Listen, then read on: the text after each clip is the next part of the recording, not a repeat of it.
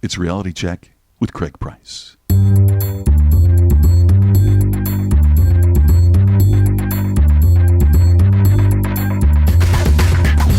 I'm an idiot. 4 minutes in and I'm already wrong. I'm like a monkey. Hello, look at me. Craig, shut up. Hey, I need you guys to do these things. You're like a beautiful mind. I'm more like Forrest Gump. So it's Reality Check with Craig Price. This week, Michael Krause is here to talk sales prospecting.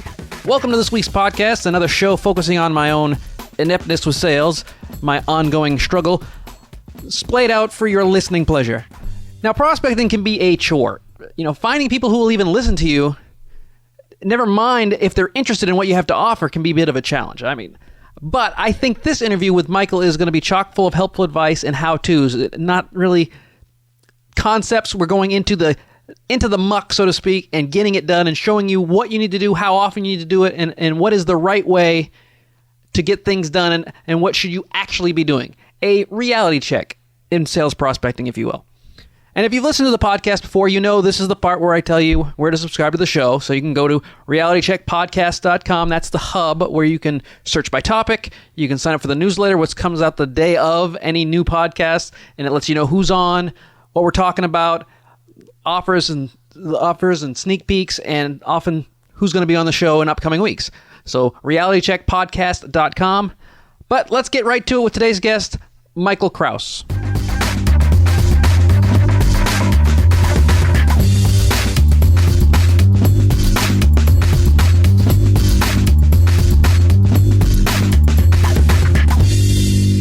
I keep hearing from everyone I talk to that's not a hardcore salesperson that prospecting is the most difficult part of the entire business.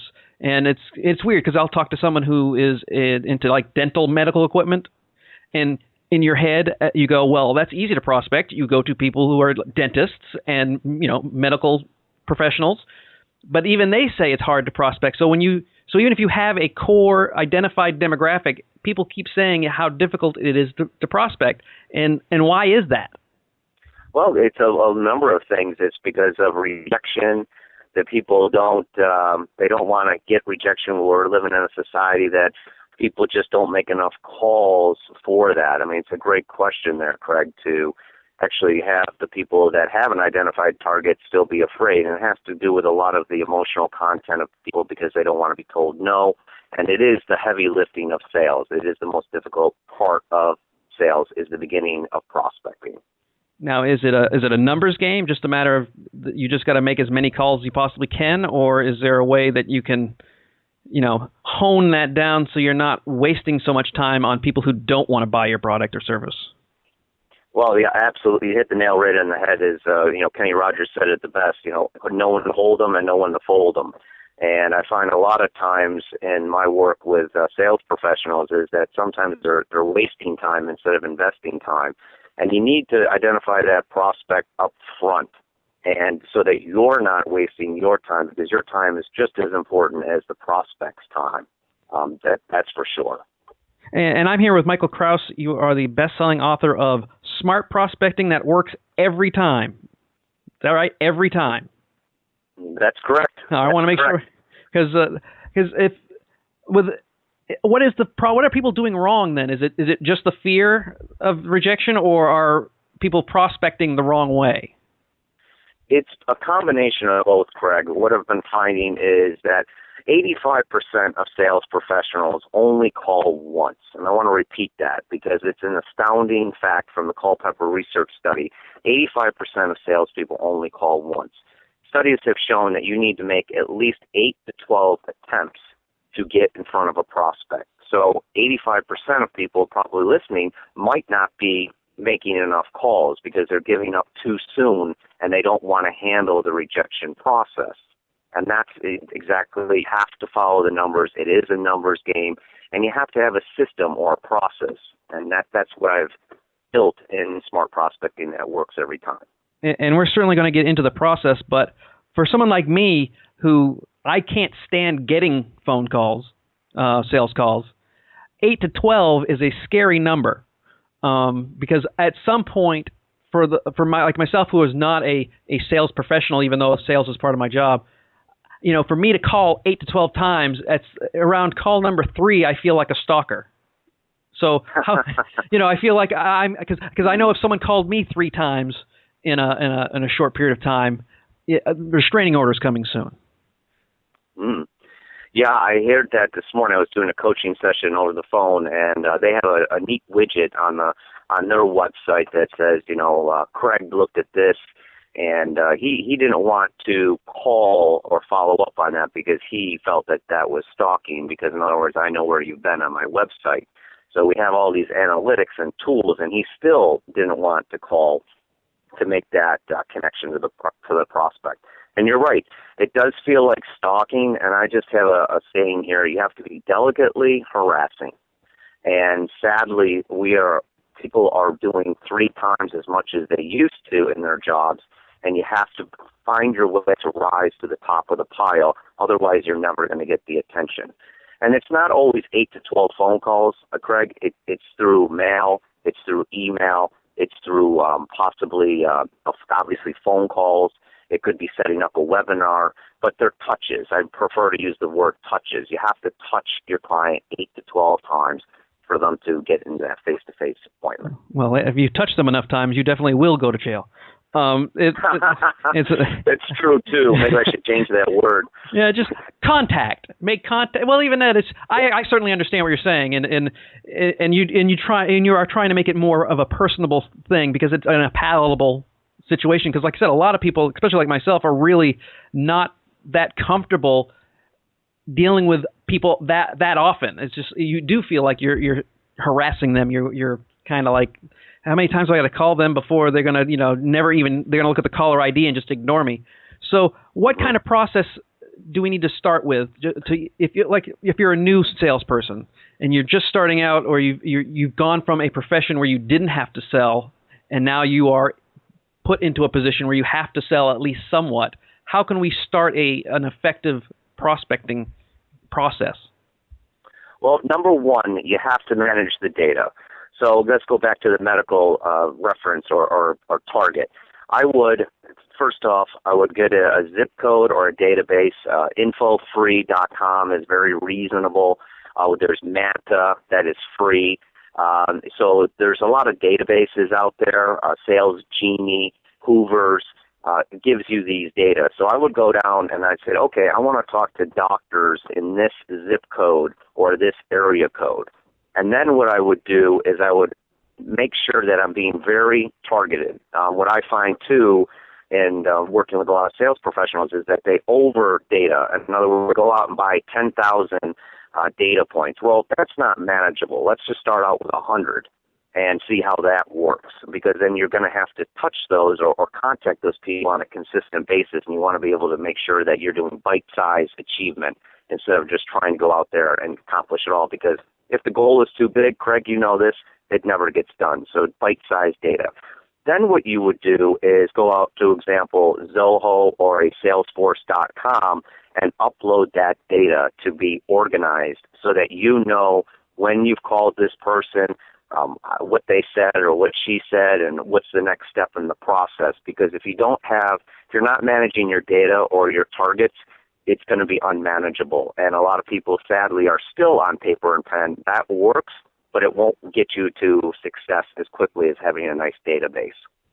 Now, do you have a system where it's one call, then 3 days later you have another call, then 2 days after that you send them an email, then 4 days after that you send them something else? Or is there some sort of process that you use that you find effective, or is it more of you got to figure out what the person you're dealing with, the individual, wants and actually responds to? Yeah, it would absolutely. There is a process, and so if I would identify, Craig, yourself, I would send you, number one, a letter in the mail, and it's kind of like going back to basics, and that's what smart prospecting does. Is it goes back to basics or traditional marketing, and it blends in with social media. Social media is still underutilized in the sales professional world, and it amazes me how many people still haven't opened up their LinkedIn profile. If you're listening now and you haven't done that, make sure that you do that quickly, because that's where the gold is. But what I would do is I would send you a letter and say, I would try to create curiosity and also knowledge.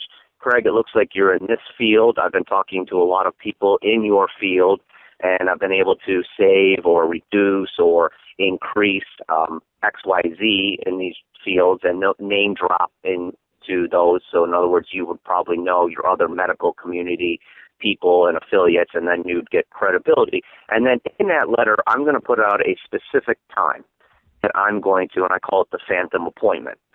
You were going to call Thursday, 9 a.m. So what will happen is you'll hopefully open the letter and read it, but in that letter it'll tell you I'm going to be calling Thursday at 9 a.m. So that kind of sets the stage. Cold calling really doesn't work as effectively as anymore. This is more of a warm intro and then making the calls after. And so that's the first step. And going back, you as part of your business process, you need to keep the metrics so you can tell them, I saved X amount of money for this client, or I increased productivity X amount, because otherwise you're just kind of making stuff up. So you have to have something to back that up, I would assume. So you. Oh, absolutely. No, I know. Yeah, I don't want to assume that. I don't want you to think I think you're one of the regular sales weasels. I think you're a non-weasel salesperson, which is few and far between. But you're doing a good job. But you want to make sure you have some sort of metrics so you can back up a lot of your stuff. Yeah, absolutely, because stats sell. I mean, stats sell, have credibility. If you don't have a case study or there's nothing that you have to create this, go out and interview your customers from your services and name drop. They're also getting some branding out of this as well. So you'd be surprised how many people will do a case study because they do get some benefit out of it as well.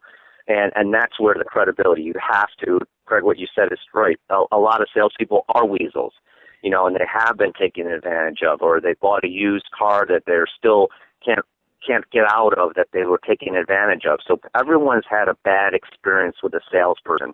It's your job as a sales professional, and I keep using that word professional. There's in the book sales clowns and sales professionals. You want to be a sales professional, and there's a difference. You're highly respected. You're an expert in your field. You're credible, and you're polished. I mean, that's what people are looking for today. They just don't want to be sold. They want a relationship, and they want to know that you're dependable and that this product or service is going to be good for them, because they have been taken advantage of, sadly, so much, Craig, out there. Yeah, and that's the worst part about your job, is that you are the victim of other people's sales processes. So they're used to getting bad salespeople, harassing them along the wrong way and talking to them the wrong way. And so when a professional like yourself who does it the right way comes along, you have to get through the prejudice. Yes. And I say that all the time when I'm coaching salespeople. I go, get the bad experience out on the table first thing.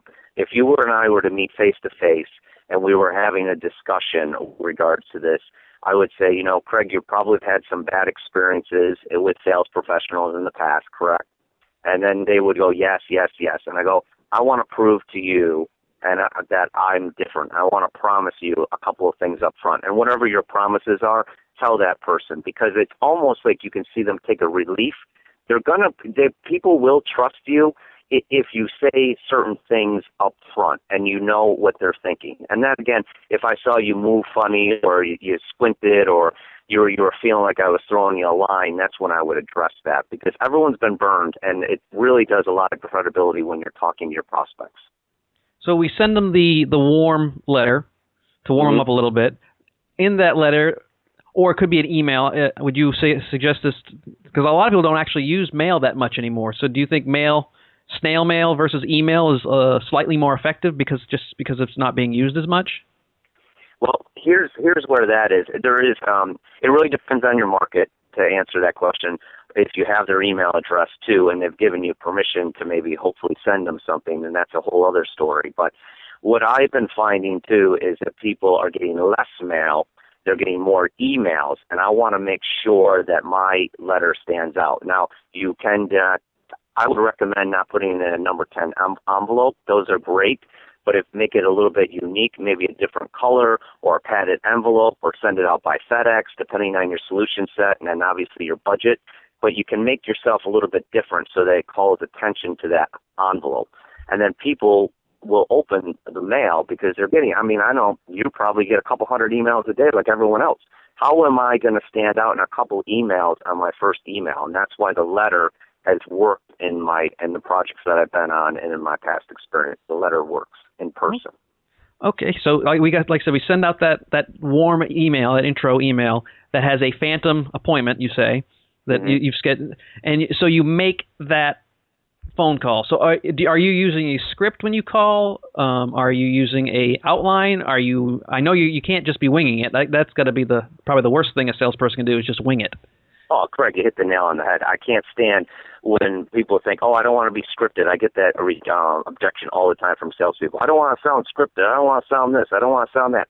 And I'm like, well, here's the reality. I mean, do you think actors just go out on stage and just wing it?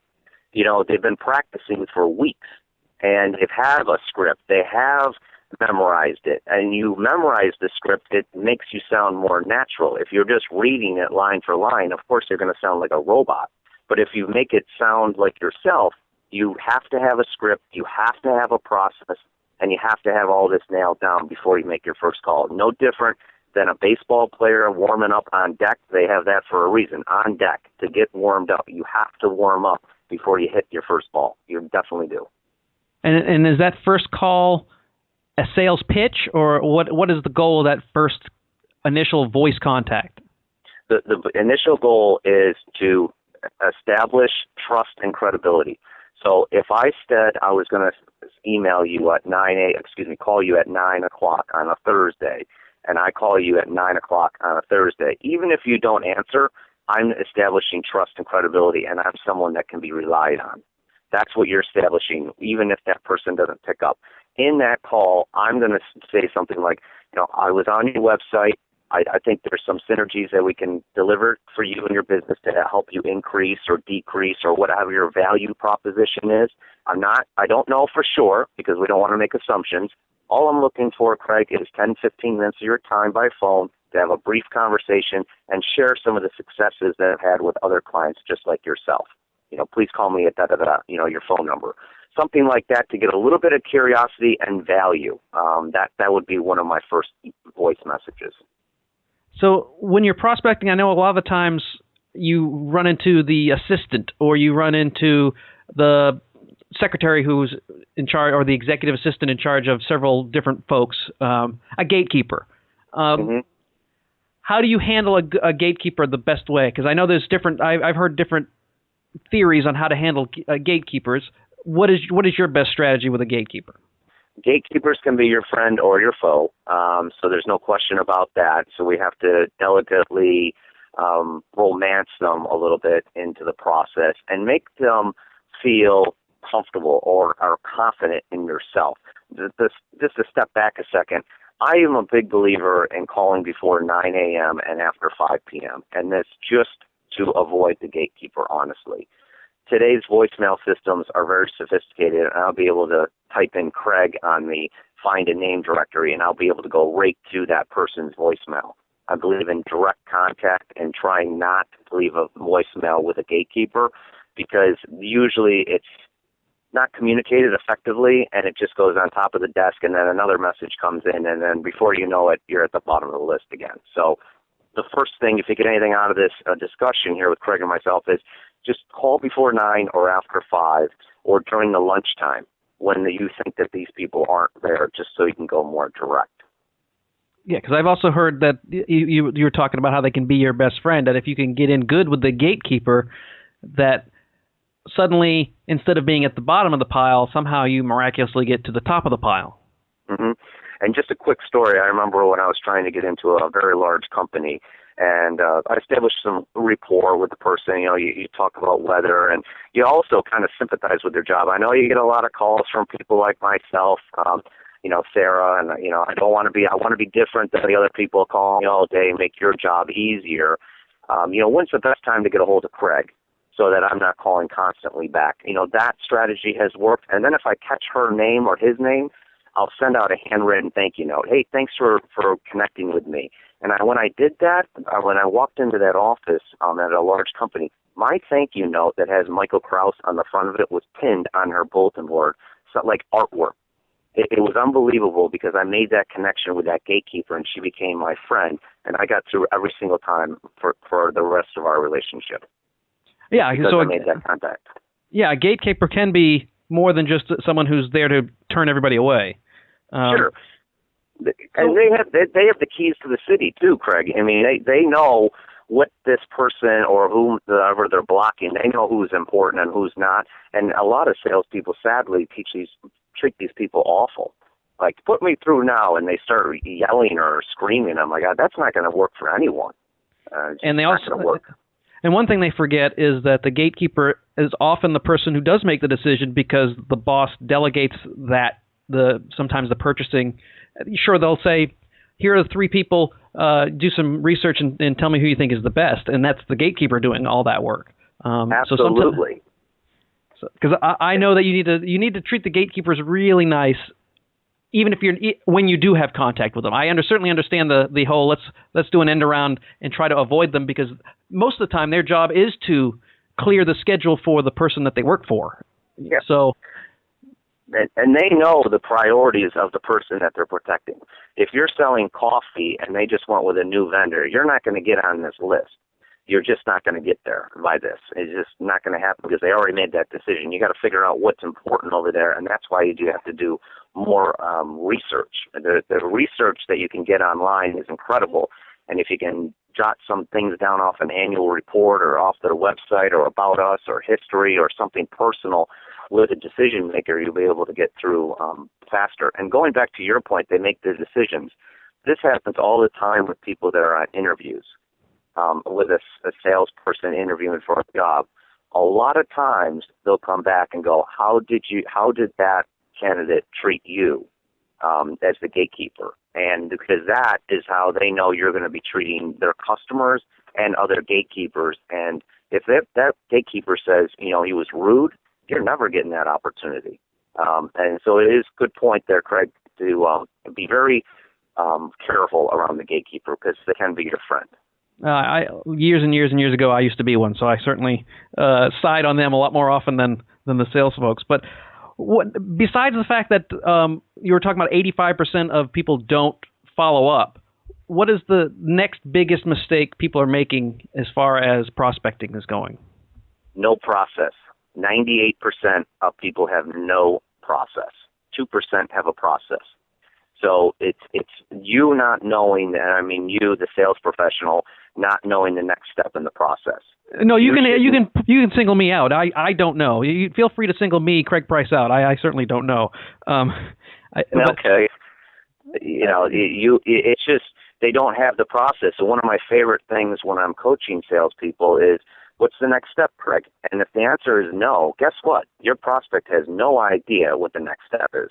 If you don't know and you're not leading the charge here, the prospect is lost. And if the prospect is lost and they're not clear of what the process is, then you're never going to get a sale. It's never going to happen. You have to know your process. You have to know your messaging. You have to know the next step. And you have to be frequent. One of the things I was just coaching this morning with this gentleman, I said, well, what's your call frequency? He goes, well, if the lead comes in, I'll call once a week, for 4 weeks, and then I'll go once a month, and then once every 3 months. I'm like, okay, that's not a high enough frequency.